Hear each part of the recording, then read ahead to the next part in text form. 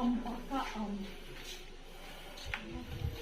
আমি একটা বড় পাকা আম খেয়েছি। পেকে গেছে এগুলো। জাস্ট ধরলাম আর পড়ে গেল।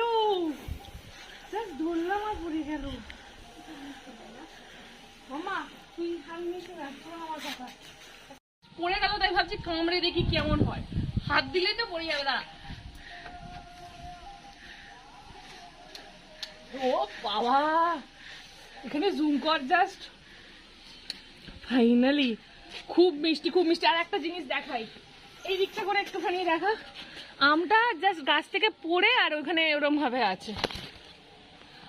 পুরো ছাদটা একবার ঘুরিয়ে দেখা ভাই, পুরো ছাদটা। আমি ততক্ষণ আমটা খাই।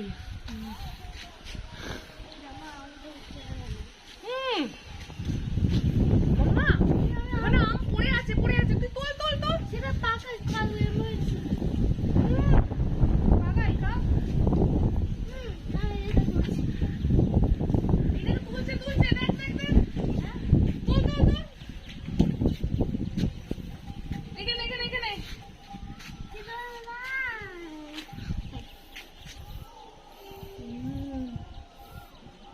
অসম অসম। মামা খাবি একটুখানি কামড়া? একটুখানি কামড়া কামড়া।